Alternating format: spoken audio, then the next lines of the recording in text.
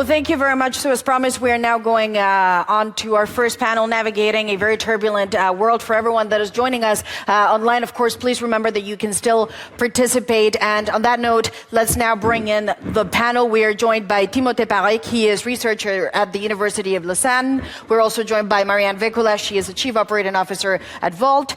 Eleonore Simonet. She is Minister for the Middle Class, the Self-Employed, MSMEs for the Government of Belgium, also our host in general when it comes to the EU. And Anna Holtman, she is board member of the European Youth Forum. And joining us online, I believe now we have Madame Lydia Pereira, who is a member of the European panel. So thank you very much. We're very happy to be with you today. The first question that I would want to ask you, and perhaps it's a good idea to start with you, Minister. I think Dr. Posen, that was a fantastic lecture that he gave, but there was a resonating message which meant the world that we knew or that we think was always going to be comfortable for Europe. Very good trade, no conflict, relations across the world, very positive. That is gone. It's changed and it may not come back. So I wonder, from a government perspective, have you internalized that message? Are you operating now in a scenario where you think the rules that we had, they no longer apply? Yes, hello everyone. Thank you for having me. Yes, the rules have changed. We are in a situation where you have the problem of competitiveness, about green transition, etc. And the government, the new Belgian government, is quite clear: is that we have to be competitive in Belgium. We have a clear goal, which is. For example, nuclear energy, maybe we are going to talk about it later, nuclear energy and being a clean tech leadership for the EU. So we have to change our perspective and being competitive. Nuclear energy, which ensures stable, affordable, low-carbon energy, which is, I think, a win-win situation, a key pillar for maintaining our industries in Belgium competitive, face to the US, China, etc. So yes, we have taken that into consideration, but of course, with no complexity and over-regulations, red tape in Belgium, etc., which we want to boast our innovation. You know, it's interesting that you said nuclear, I believe, 3 times. A few years ago, only the French would have said that publicly so many times. So I think that speaks to a form of seeing the world differently, but I'm not sure if it's compatible with some of the other goals. But perhaps, Timothée, if we can go to you.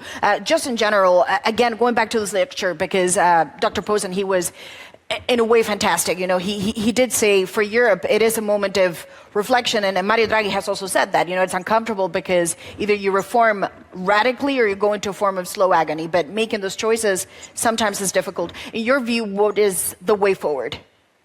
Well, there's one term I haven't heard here, and that is a term that has been shaping our present and will be shaping our future, and that is the ecological crisis. Mm-hmm. I think we've been talking a lot about new measures of prosperity and what it means to have a well-functioning, prosperous economy in the 21st century. But somehow in discussing this, my fear is that we rush in, focusing a lot on productivity, on competitiveness, on all these, let's say, these are means, they're not ends. These are the fingers that are pointing to the moon. Let's not forget, and yeah, I'm going to say something that sounds very stupid, but that's something I think we tend to forget. The economy is not here just to stand pretty. The economy is here to satisfy needs and guarantee quality of life. So securing the economy means being able to guarantee a high quality of life in the future for this generation and the next. And unfortunately, we won't be able to do this if we don't address the elephant in the room, being climate change, being biodiversity loss, and all the other planetary boundaries that right now we are overshooting in Europe and in the rest of the world. Just, first of all, there's no stupid questions at the Brussels Economic Forum. That's a great point that you made, because we've seen in the past year there's been a change, I don't want to say in priorities, but definitely in the conversation where, you know, climate used to be very high. it's still there. There's legislation that has been approved, but the set of priorities have changed dramatically. So that's one of the questions that we're going to put forward. How do you adjust to this? But perhaps also, Madame Vikula, for you a question. Representing the business sector, we are seeing, and this is happening very fast, there's a commission that is now acting much quicker, much faster. A lot of this, you could argue, is in response to Donald Trump, but some of the issues were already there for years. I wonder, first of all, my question to you is, do you detect something has changed in the zeitgeist? And we hear a lot this question of simplification. This is now one of the key portfolios. What does that mean for business, and what do you want to see out of it? Yes, thanks for having me here. I guess I represent specifically the view of high growth technology sector. So I work for a company called Walt. We're a Helsinki-based technology company helping local commerce to bring earnings and simplicity and joy in the communities where we operate in. And then I've also been part of building Slush, which is a massive tech conference bringing together thousands of startups. So I have the kind of early rising company view in all of this. I think the simplification is very welcome, both from the point of view of freeing up time to focus on actually delivering. I've been actually involved in a few companies who have to deliver the CSRD report for the first time, for example, this year. And while we fully get the why, and actually a lot of companies out there really want to your point of there's the ecological crisis out there, and companies want to contribute. The reality is that also all this reporting is away from the outputs. So I would rather see the time spent on actually reducing emissions or whatever the company's missions are than just putting numbers on a paper. So that's why the simplification is very welcomed across the board. There's still some uncertainty across a lot of the simplification efforts. So we're very eagerly looking forward to the updates that we're expecting to come later in the year. And Anna, let me see, how can I ask this question? Because the forum is 25, I myself am 35, I don't want to be the paternalistic now voice, this is what it's gone into. But, in terms of European youth, let's just first hear it from you. When you hear all of these conversations, A, does it apply to you? And then two, do you believe it speaks to younger generations?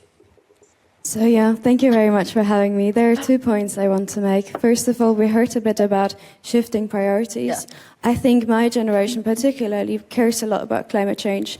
And I see that it's a bit of a luxury now, the investment in climate mitigation, but it's really not. It's a necessity, and it's the most cost-effective part to do that now.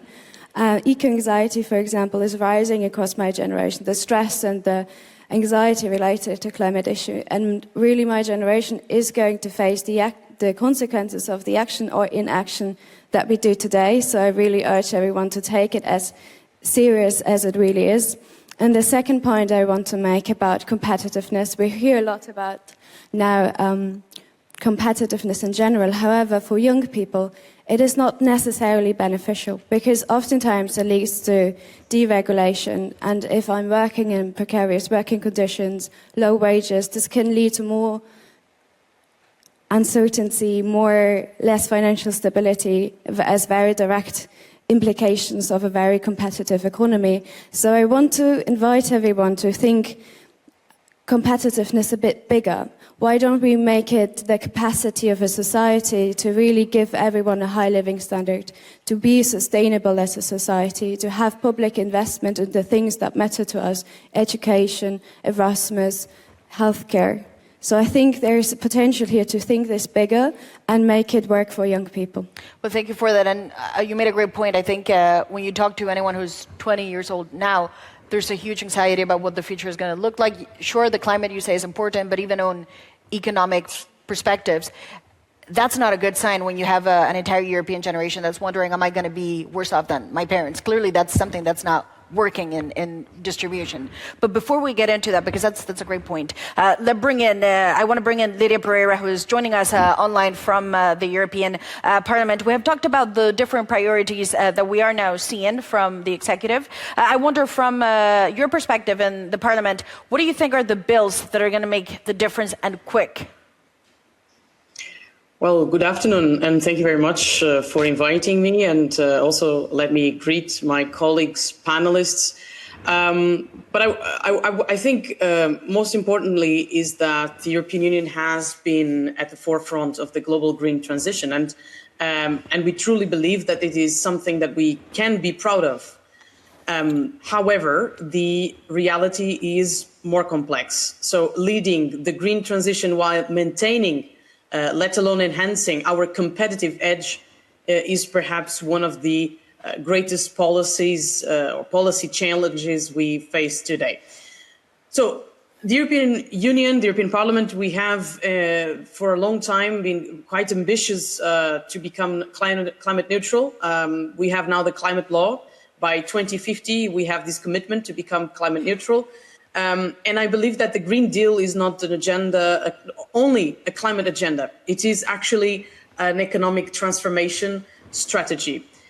But the question, and I was listening to the other contributions in the panel, the critical question is still if we as Europeans, we as Europe, we can continue to lead while competitors like the US or China, they pursue their transitions with different rules, different speeds, and massive subsidies.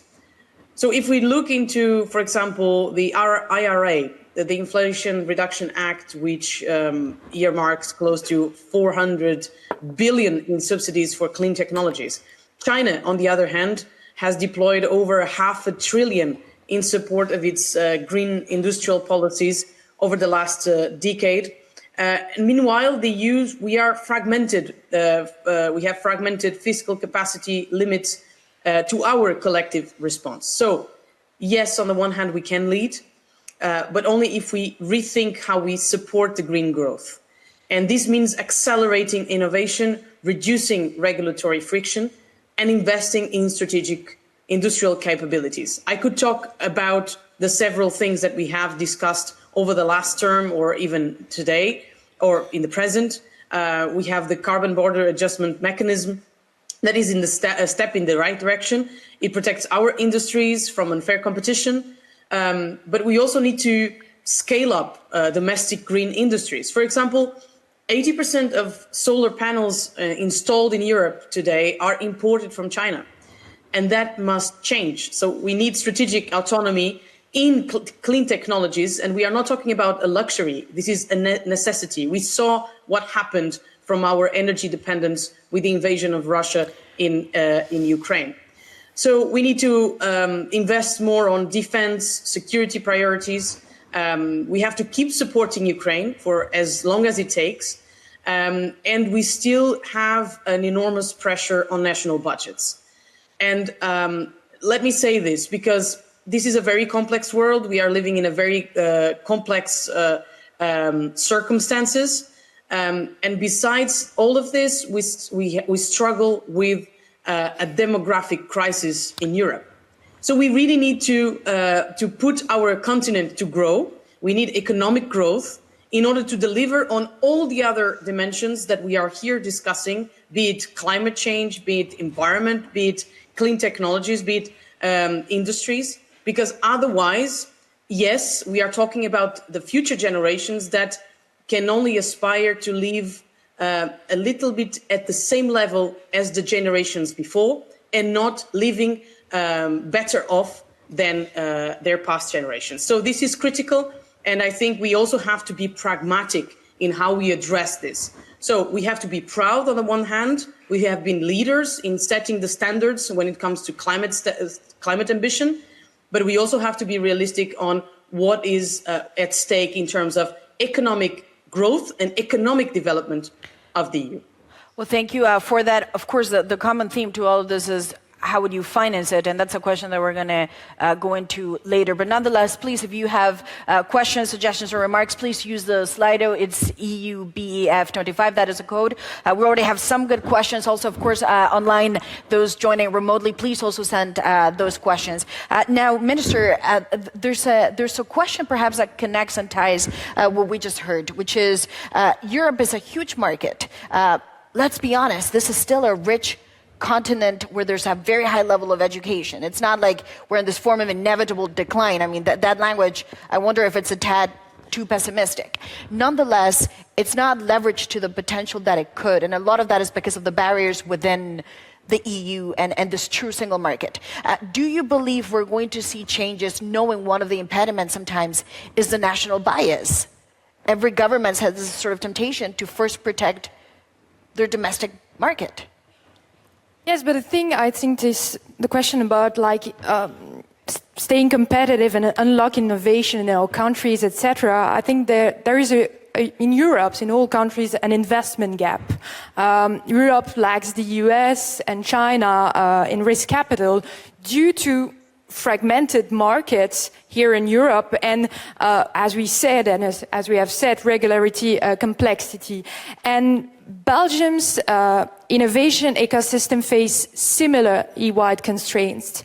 And that's why the new Belgian government, just only a bit more than 100 days, prioritize investments to drive productivity across clean tech, digital, industrial sectors. And that's why our government too is focused on unlocking innovation through tax incentives, regulatory reform, and targeted support for research and startups. And Belgium is second, actually, in terms of domestic expenditure in R&D, but we often fail to turn these investments into sustainable products. And I see personally for Belgium and also for other countries and for Europe, 4 potential drivers to unlock this innovation. First, a stronger capital markets union. It's for me really important for unlocking innovation, not only to harmonize regulations, but also to channel capital. We need to harmonize rules and pool resources to back the innovations that will just define Europe's future. And secondly, I think another driver which is important is public-private partnerships as a model to attract actually a private investment across industries. And EU also, another driver is EU innovation funds, a push for Horizon Europe to support cross-sector innovation. And fourth, and we have said about it, regulatory simplification, which is very important, reducing red tape, as Belgium is doing to bolster its industrial base. So what you're saying is this new government is going to be much more business friendly? Actually, yes. We've got an historical coalition and agreement, yes. And you're going to push that onto, hopefully, the rest of the European Union. That's going to be your message. You need to be much more business. The reason why I ask this is because sometimes we've seen, a number of apps that would say we have stopped operating in this particular country because it was complicated, but they operate fine in other countries. So I wonder, the message to the institutions will be what? Get much more business friendly. Business friendly and liberalism or prosperity, I think, and that we go agree with Europe, and we go along that line with, yes, as I said, affordable energy, innovation, and investment, private investment also into our industrial base. Perfect. Thank you so much. Perhaps a question, obviously now connecting to the business side, because we have a question from the audience. Marine, she's asking, well, first of all, when you look at the idea of competitiveness, it is true it is a very broad subject to tackle. One big part, however, has to do with technology and obviously the very rapid changes that are happening with AI. I wonder, first of all, do you feel as a European company that you're equally competitive as your peers? And if you're not, obviously you're at a disadvantage when it comes to the US, also China. How can you change this dynamic? Great question. Maybe I'll start by answering with a bit like how, with my 15 years of time spent in this technology ecosystem in Europe, review what are the things we need to have right to build a tech ecosystem, and then go into the AI part specifically. So a bit to your similar themes. We need the right culture around entrepreneurship and building companies. We need investments and capital. We need the right regulatory frameworks or light regulatory frameworks, and then we need talent to build these companies. And on our journey, like we operate in 30 countries today, most of them in Europe, which means that we had to go through a lot of hurdles and kind of going to different countries. I can say that at the same time, EU actually has its benefits as well. Mm-hmm. We might not be so good at like always talking about them, but there were a lot of things that helped us, like Helsinki-based company going into whether it was to Czechia or to Greece or to Cyprus, that there are like regulations that actually create standards. But the reality at the same time is that we have 30 plus different languages, we have different regulations that do slow us down compared to competitors coming from other continents. And thus, when we talk about the digital single market, I think we need to put our bar really, really high and ambitions really, really high, because there are certain things that will always be a little bit of a disadvantage compared to the US or China-based companies. And where those advantages can really be is, for example, like in green, in how we allow new technologies to take into use across different industries, and so on. And obviously also making sure that at least we don't over-regulate our own homegrown incumbents, because the reality is that if you look at tech companies coming from Europe, we haven't been able to build that many success stories. We've built success stories that are on the way, but if you look at companies who would have actually become big, there aren't too many of them. Yet we would regulate easily our own success stories and think they're big. When comparing to, for example, our US peers, they're not that big actually at this point. And then talking about AI, Europe has a lot of good seeds here. We have great talent, we have a lot of STEM students and technology, where when I talk to entrepreneurs in this field, where there's concern is definitely around regulations, or maybe more specifically the ambiguity around the regulation around this. Very specifically, I talked to an entrepreneur friend recently who just said, yeah, I don't know. We're just winging it right now because we're a 10-person team. I can't have a person sitting in Brussels and talking to everybody and trying to figure out what's going to come up from the act. We just hope we're going to be fine. So that's a really bad position for Europe to be in if we want to win in AI, and I hope we can fix that.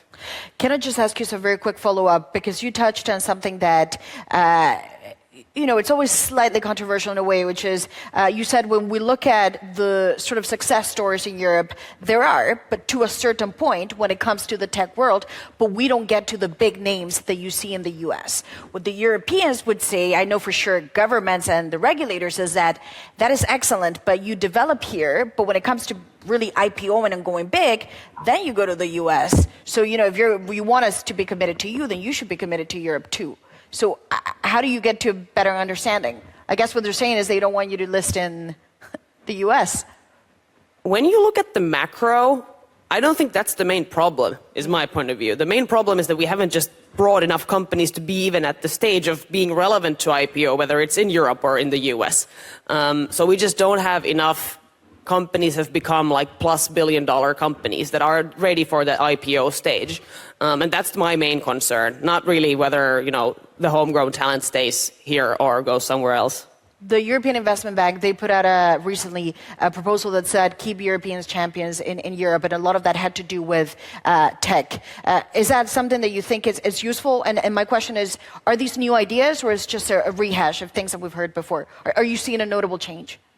I think, in the last 15 years, the narrative has been pretty similar around me, which is, founders and tech entrepreneurs from Europe, in general, really want Europe to succeed. It's not like we want to flee. Not at all. That's the starting point for so many people out there, that let's make sure Europe is the best place in the world to build companies that succeed. There's another question from the audience, which, again, it's a fantastic question. Perhaps for Ms. Pereira, we'll go back to her if she's still connected with us. Yes. The question is, the simplification is now the buzzword in Brussels, and it is entirely correct. But specifically, what is this going to mean? Does it mean that we're going to see a lot of omnibus legislation, that we see a pause in new legislation? What does simplification mean in your eyes? And it's a very good question because it's a very broad topic.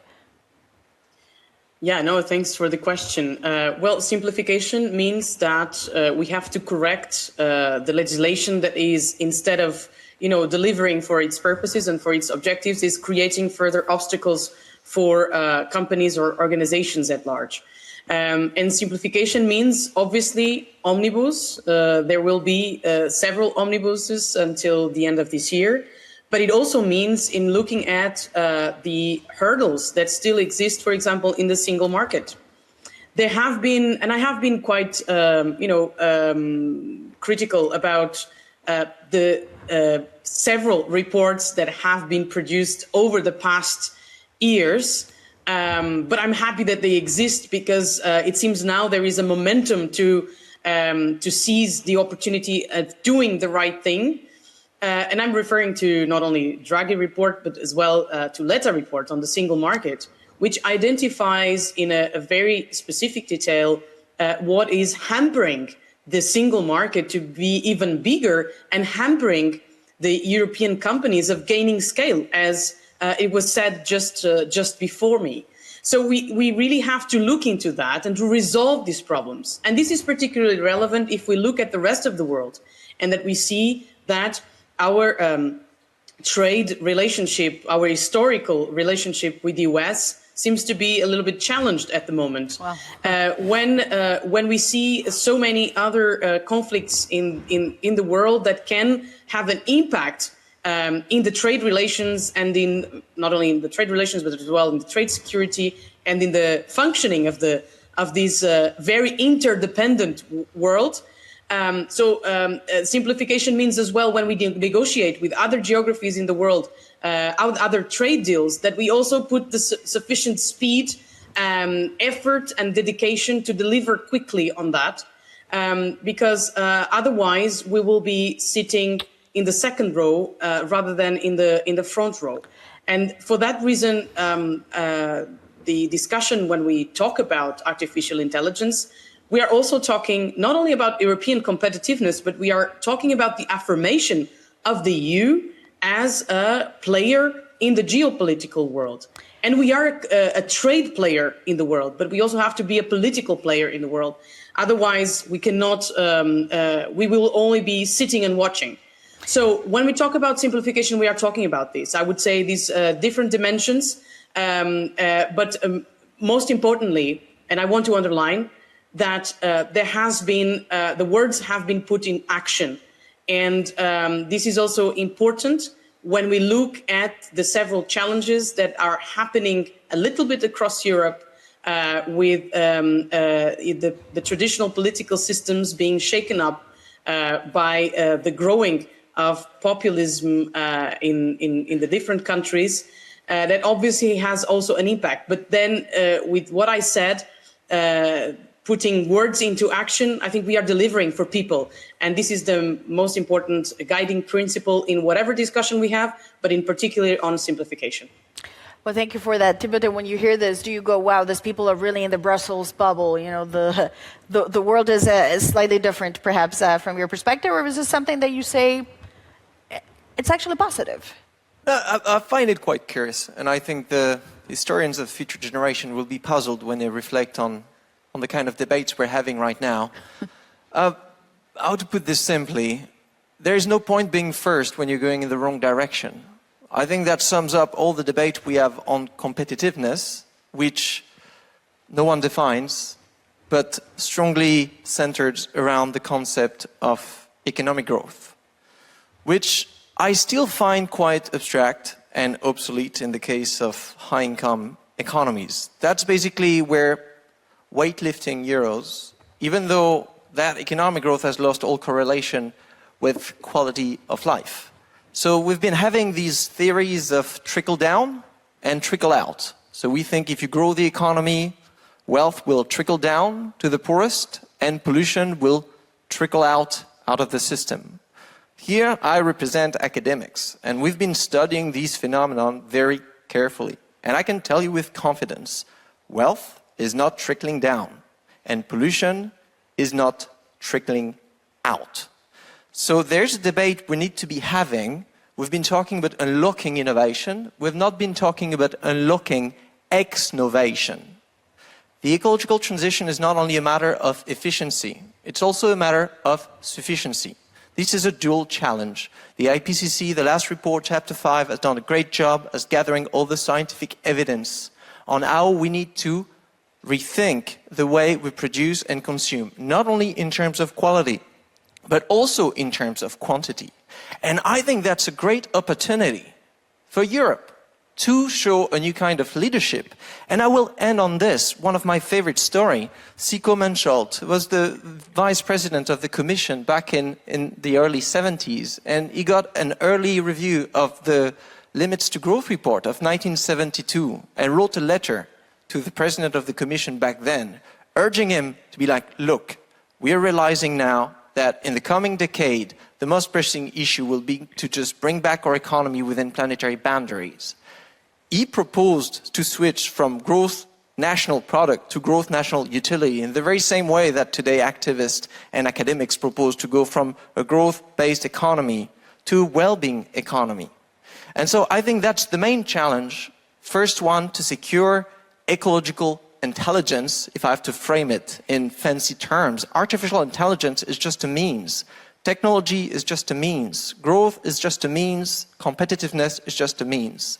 What really matters is that sentence we find in the IPCC report. How do we secure well-being for all within planetary boundaries? Everything else about inflation, about employment, about public finance, about growth and competitiveness needs to be connected to the way we answer that question. But can I ask you, and I say this with all due respect and just to play devil's advocate, you're saying everything that we do needs to be seen through this prism, and then we can go into sort of jobs and inflation as just a broader perspective. Nonetheless, when you look at the reality and you look at, let's say, recent elections, especially in Europe, the European public is not saying that. The European public is, in some ways, the support for green parties has gone down. That's an objective fact. And what you're seeing is a real anxiety from a middle class that says, this is not working for me. So there's a disconnect perhaps with the ideas that you're presenting that are simply not resonating anymore, or perhaps there's just a form of pushback because it hasn't happened fast enough. So I wonder, then what changes? Because you can't do this in isolation when you get results like this from votes. No, absolutely. And I think here we need to build, we're acting based on a false narrative. And it's completely understandable that people think that increasing their purchasing power, having access to better employment is good just to improve their quality of life. And from their perspective, it is true. And that's why we need, as academic leaders, intellectual leaders, to have a macro perspective connecting like, yes, if we do this in the short term, that's perhaps true. But if we do this at the expense, for example, of mitigating climate change, that will bring down so much cost that the little benefits we get in the short term will be paid by huge drawback in the long term. We know this again from scientific studies. The cost of action are much lower than the cost of inaction. And so therefore, right now, the goal is to create a new narrative on this dual perspective, to act in a preventive fashion, to maybe consider in the highest, richest countries in the world that have the luxury to reflect on their responsibility towards global issues, and that have perhaps the responsibility of starting to question the hegemony of economic growth and considering the possibility of sufficiency, of degrowth, of downskilling, selective downskillings of production and consumptions to get back within planetary boundaries. That, I think, could create a new narrative of well-being in the very good tradition of sustainable development, not only short-term, but a very long-term prosperity for this generation and all the next that come after. Just very briefly, maybe this is a question that I will put to you next, but just very briefly to end with you. What you're saying, however, look, you have a lot of officials who are here. You have a minister who has joined us, an executive, and of course, an MEP who's joining us. Then what is the right balance, though? Because everything that you're saying is not happening in isolation. Look, there's two wars going on. You talked about energy sufficiency and sort of the shock to the middle class, but the European middle class had a massive energy crisis, 3 years of inflation. They feel it's been back-to-back crisis. So then how would you do it differently? So if I had a very convincing answer to this, I don't think I would be sitting at university. I don't want to overstep my role. I'm a scientist. My only job is to try to understand the situation and give us options. And I think everyone here in the room will have to deal with their own challenges. What I'm saying is the complexity of today is a bit like a Rubik's Cube. if we focus on just addressing the inflation crisis, we focus on one color. If we focus maybe on decarbonation, and we're really busy about this, we're focusing on another color. And at some point, we might realize by just solving one color, we're missing another color. I think the role of academics is to bring a holistic, systemic picture, showing that a successful social and ecological transition is solving all the Rubik's Cubes together. I'm not saying we have an answer for this. I'm just saying this is one answer we will need to find in the coming years. Well, thank you for that. And Anna, maybe your perspective. Timothée mentioned the idea of degrowth. This is very controversial as an idea. Some think it's a terrible idea, but with all due respect. But for your generation, is this something that I'm curious? Do you talk about maybe there's a need to grow less and not ever expand an economy? And then secondly, I'm curious, what do you think of artificial intelligence? Because obviously for us, this is starting when we're a little bit older, this is not going to dictate how we get the next job. But for a generation like yours, it could be crucial. Do you worry about it? So let me start with the first question.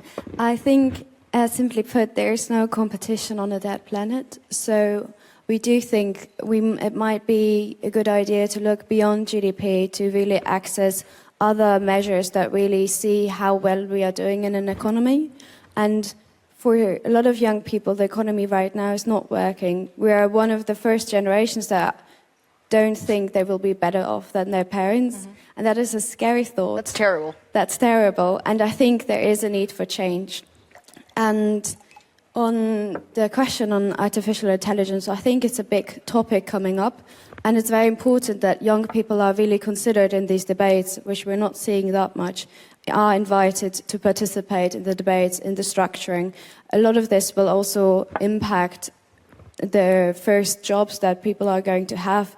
So I think there's really a need for more debate about this and participation of young people. It's hard being 20, I guess, and there's a lot of challenges, yes, unpaid internships, housing crisis. There's a lot of things that are making it quite hard for young people in Europe right now. Well, thank you for that. Minister, just to pick up on this, obviously, I presume this idea of degrowth and sort of changing our mandate for how we operate an economy around the idea of climate, you perhaps argue it's more complex than that. If you want to add something, but then I had a question. Yes, just want to add something. I understand equality, ecology, and giving everybody economic prosperity, but I think it's impossible actually without an economic sound base. And we have never seen a country, a prosperous country or with equality without economic base. And some have tried, North Korea, Venezuela, etc., and they failed. So to me, degrowth, etc., it's not a good deal, but decarbonization is quite important. And I think in 2025, economic resilience and decarbonization can go hand in hand. And we must ensure a fair equilibrium, a fair balance between incentivizing, for my English, companies to invest into sustainable development, etc., while avoiding imposing impossible regulations and red tape and barriers to their innovation. That's what I think.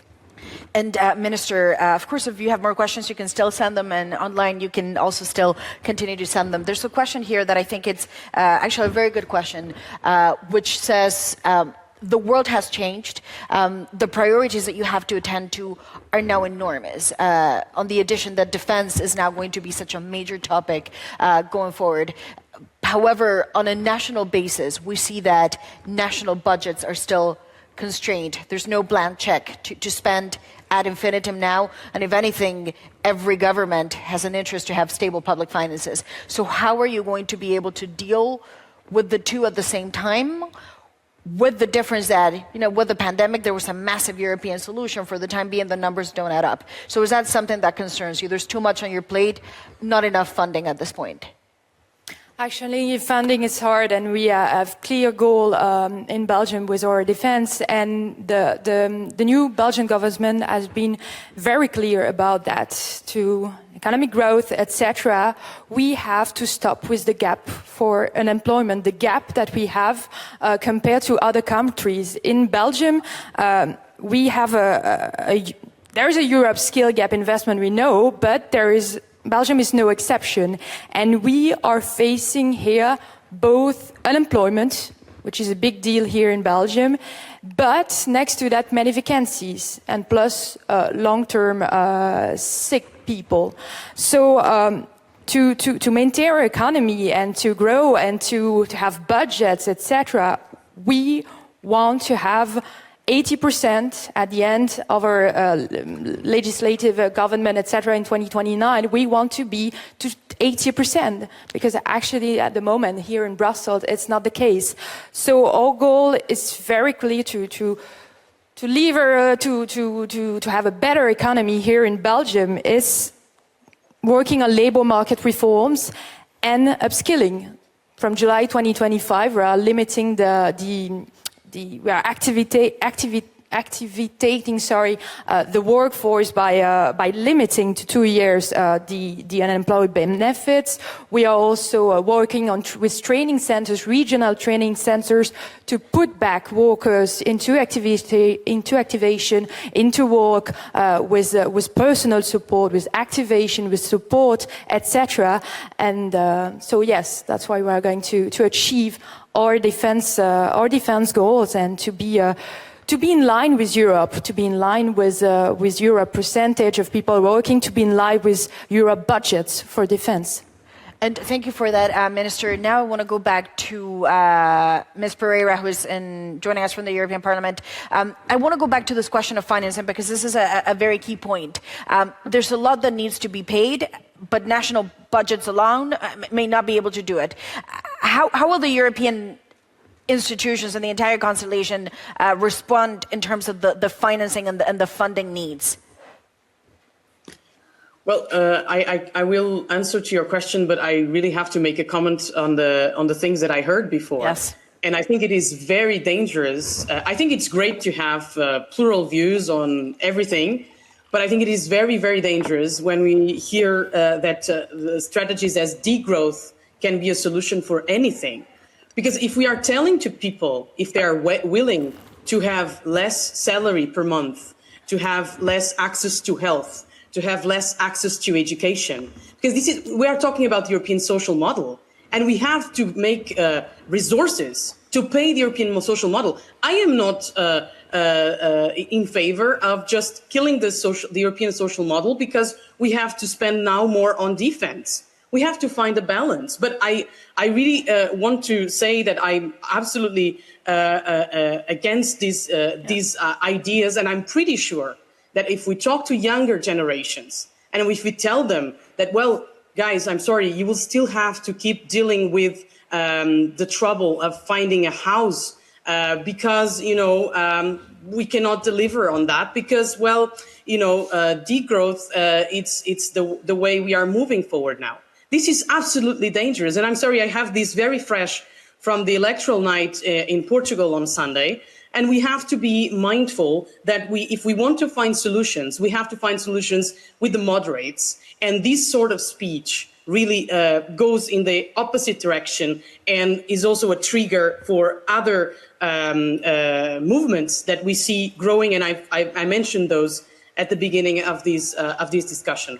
Just very quickly, if I may interrupt, just so he gets a chance to respond. Obviously, she's bringing up a fair point. A lot of people also do believe if you go for degrowth, that will destroy the European social model, and that is the foundation of what makes Europe Europe. But just by allusion, just very quickly, if you want to respond, because obviously that was your comment.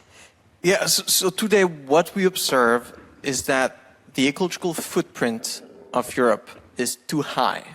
We overshooting planetary boundaries. If we keep doing this, we degrade ecosystem, we take the risk of ecosystem collapse. And that's very expensive. As we say, acting is cheaper than not acting. So if we're not acting, then that's going to be more difficult to finance education, health, salary, whatever you want to finance is going to be more difficult to make function in a world that is ecologically degraded. So the point I'm making, and we don't have to use the word, you know, if that is so controversial, is that...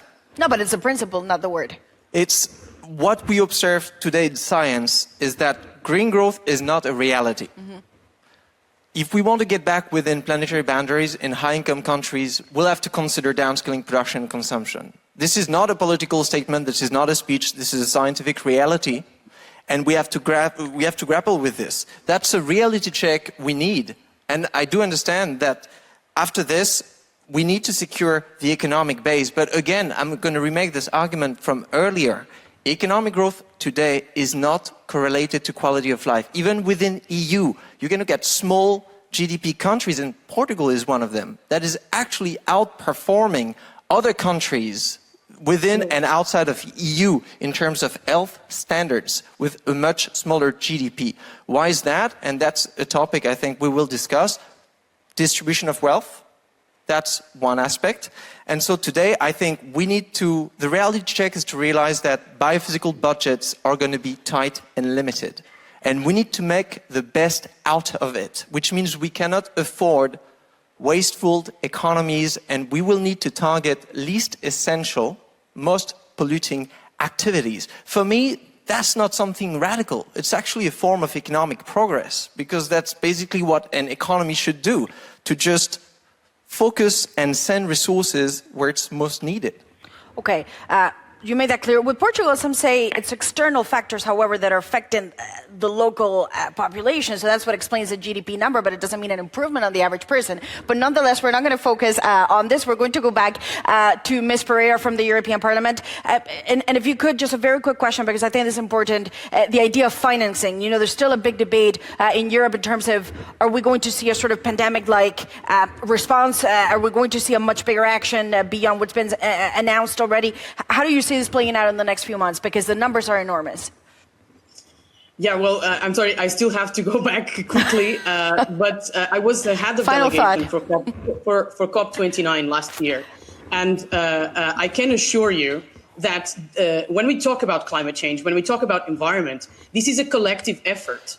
And the EU is the least responsible for CO2 emissions in the world. So we need to actively work with the other geographies in the world and hold them accountable for their contribution to the decarbonization that we have to undergo. Otherwise, we are putting our economies at stake. And the EU is seen as a beacon of stability on that. So we are the leaders, we have delivered, but we also have problems that we have to address.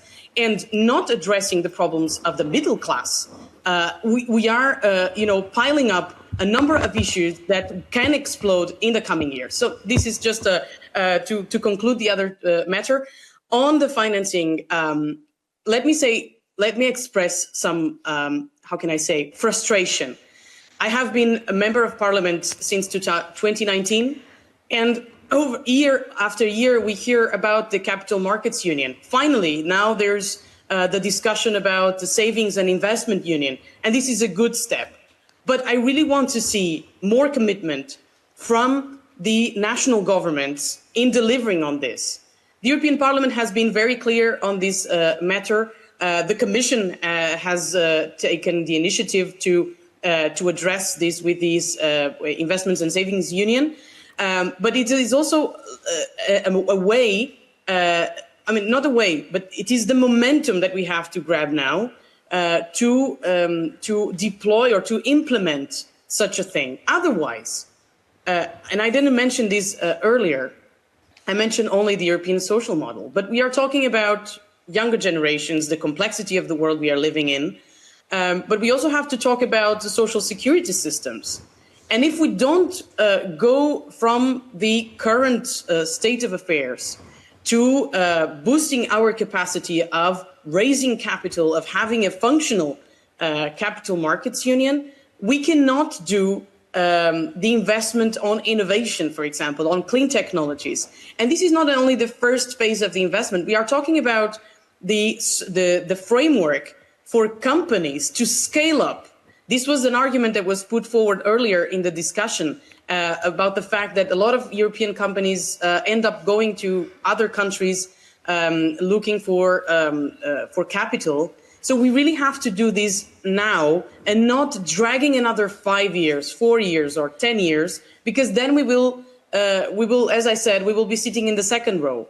And I think for the affirmation of Europe as a beacon of stability on the one hand for climate matters, but as well for investment, we really have to move forward with that, to stay competitive, and to enable the small and medium-sized enterprises that are the backbone of our European economy to flourish and to scale up. So I think it is, to conclude, it is more a matter of political will that resides a lot on the national governments, other than what we can do more as European institutions. We can keep the pressure, but the ball is in the other side of the court.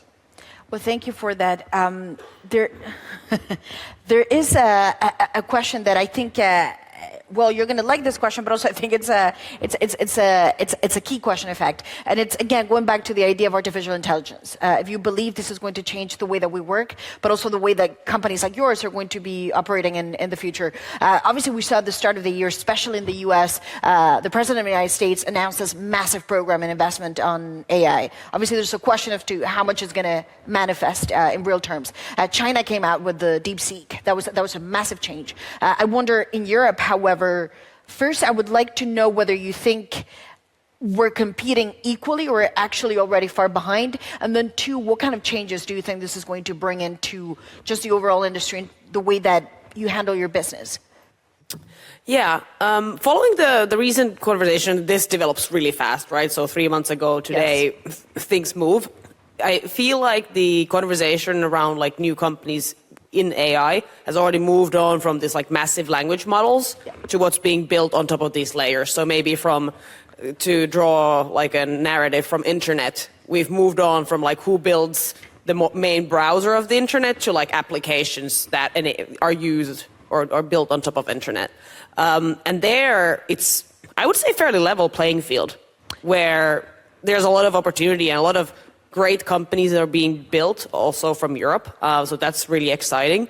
Where I mentioned earlier, I think we really need to create clarity fast is on the AI Act, where there's a lot of ambiguity still. And I wouldn't want to see a single Europe-based AI founder to go to the US because of the unclarity that there is. Now, to companies that are not AI native, so to say, our tech companies are even more traditional, or companies with a longer history. AI poses a big opportunity. Here, what I would recommend for a lot of organizations is simply to take the leap of faith and kind of start working with AI.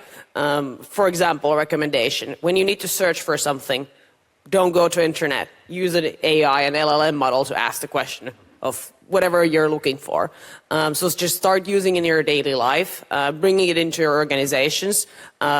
It will create a lot of opportunities for new work, efficiencies in the organization. And I'm seeing already a lot of great examples of that being deployed. Can I just ask you, I'm not sure how much you can say publicly, but internally, when you look at it and you assess it and you do the impact assessment, as a percentage, just as a general idea, how much do you think? How big of a role is this going to play in operations? Perhaps not specifically in your company, but in general in the sector, what are you detecting? We're talking about what at this point 30 could go all the way to 60. How do you see it? Are you meaning like headcount reductions? No, or? well, in general, if you look at the way that the entire business model operates, how much of a role is it going to play? Well, at least we're at the moment thinking of AI much more from the point of view of like more growth or like more opportunity than cost savings. That's the starting point. And for example, in our world, where we see the use of AI is coming from two different angles. One is, how can the products and the services we create for our merchants, our consumers, our couriers be better through AI? And two concrete examples. One, we can use large language models in creating better recommendations. We can surface you things that are more interesting to you thanks to better intelligence. Or two, we operate a marketplace where different merchants need to list things they're selling. This information usually already exists on the internet. A restaurant usually has a menu online. it's mundane work to have to recreate that, and AI can create that on the behalf of the merchant so they can focus on something else. So this is really more of like growth, releasing people from tasks that they wouldn't necessarily want to do anyways in the platform. And then the other part is like really internal tooling. Where can we be more efficient? We have examples of, for example, engineers working 10 times more efficiently with the tools that we have today. But again, here the thinking is much more, okay, now we have much more capabilities to do things faster than necessarily, okay, let's do it with less people. And that's a great point, especially when you said 10. Minister, when you look at the SMEs, do you think this new technology, is that something that you think there's an opportunity there? Or do you worry that, there is at this point still a balancing act between, the current status, which is predominantly led by people? So how do you balance the two? The two, sorry, I didn't understand the first part of the question. There's a part that will be done predominantly by machine, right? When you look to AI, that is clearly an opportunity, and business obviously finds there's great aspects about it. When you look at SMEs, however, in the current economy that we operate, it has played a much smaller role, and there's a focus on the person that does the job.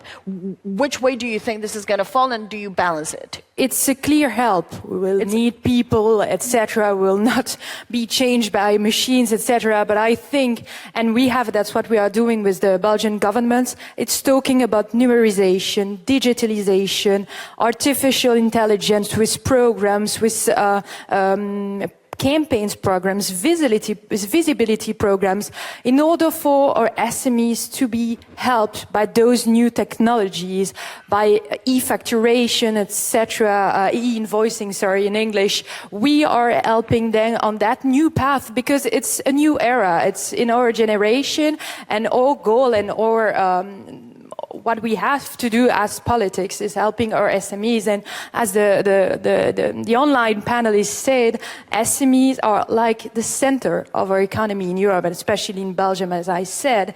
They represent, like I said, more than 99% of the employers in the private sector. So yes, these tools will help, and we have a clear goal to promote them to our SMEs. So you view it as a positive? Yes, I totally view it as a good thing, yeah. Okay, wonderful. We are now reaching the end of the session, but before we do that, I want to do a final, perhaps, round so we can hear your conclusions and your final thoughts. Perhaps, Timothée, we can start with you.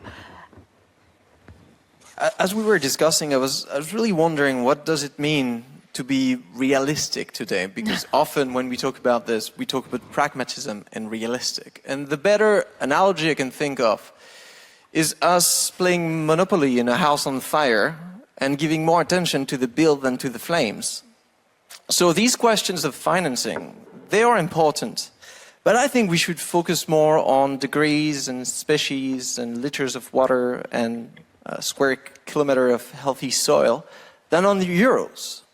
And that I think realism needs to be inverted today. Instead of just taking the economy as it is today and trying to adapt to say, okay, we need to just adapt the ecology to our economy. We need to do precisely the opposite. Because I'm sorry, and as an ecological economist, I feel I need to say it. The economy, the entirety of it, all of it, is embedded in nature and cannot function without it. Well, thank you for that.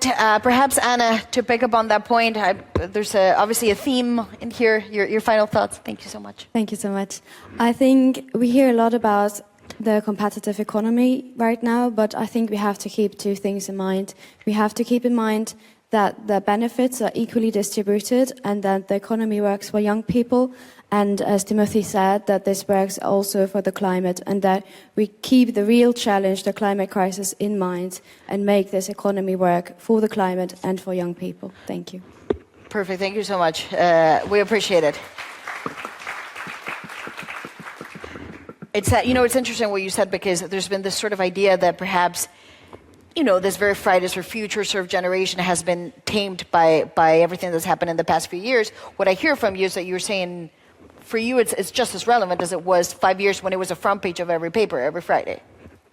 Yes, absolutely. I think there's a lot of other challenges that are also very important now, housing, employment, but climate keeps being one of the main issues young generation cares about. Well, thank you so much. Now let's go back to Lydia Pereira in the European Parliament. Obviously, there's a lot going on, and a war that's still going on, a very different administration in the U.S., very competitive China. For you, just as a final thought, really, what needs to be done now?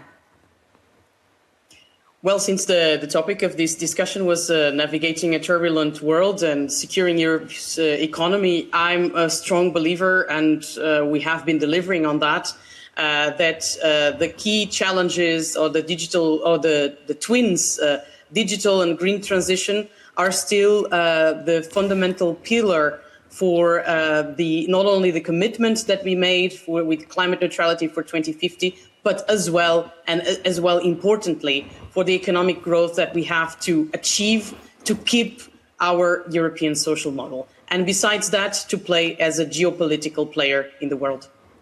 Well, thank you for that. Minister, perhaps on that note, just your final thoughts, your final word. Yes, I will finish with that. I think in the EU, we need to move together with a stronger capital markets union, better regulation, and with that, we can lead the twin transition. And so our priorities, as I said, in Belgium, because yes, it is an answer from the national governments. We have 3 priorities, yes. Nuclear energy, which is decarbonized energy, innovation-friendly environment, we are working on it, and inclusive workforce activation, which is very important to achieve these goals. And do you just very quickly, I know the government is very new, of course, still, but do you detect, at times there's been this idea that the institutions sometimes are not fully aligned, that there are silos between business and the politics and then the action. Do you now feel that there is really a big push for everyone to work together, that everyone understands, be in the EU institutions, be it national governments, be in the business community? Do you detect there is something that has changed in terms of let's get it done now for real? It is a momentum. There is momentum. But there is a momentum about entrepreneurship, about economic resilience, and we will do this twin transition without burdening our SMEs and companies here in Europe. Well, that message, there's one message you've made. You want to be very business friendly. That's become clear from the new one. Thank you so much. Of course, now what's the role that the business can play into all of this? It's a balancing act, many different perspectives, but what can you play? Yeah, maybe I'm a naive optimist, but I mean, the 2 themes here have been really the ecological crisis or sustainability of our planet, and then competitiveness in Europe. I genuinely believe that these 2 can be combined. And that can be the thing that stands out from Europe compared to anything else in the world. We can create the most sustainable companies in the world, and this is something that we can then export around the globe. And just to kind of give a concrete example on something I'm working on every day is like, we're an e-commerce platform. Some of other e-commerce players are big companies from, call it China or America. Consumers are ordering from across the ocean stuff that gets shipped on airplanes to EU, while then local platforms like ours allow you to order from your literal SME corner shop that's delivered eco-friendly your way. These are the types of companies that actually help both the planet and the economy. So you think there's a form of false tension between you can't do those 2 things at the same time? That's perhaps I would want to, again, I'm maybe the naive optimist here, but I genuinely want to believe, even if it historically hasn't been the truth, I think in the future it can be the truth. Well, thank you for that. Of course, we have now reached the end of this panel. But before we wrap, of course, just a reminder that we are going to take now a break. There is going to be a networking lunch. It will continue at 2 p.m. But also to everyone that was joining us or has joined us online with some really good questions. Remember, you can continue to participate. There is a code, and then you also can use this code word EUBEF25. Now, having said that, I do want to thank the 5 of you for this very lively debate at some point. So thank you very much. A round of applause for all of them.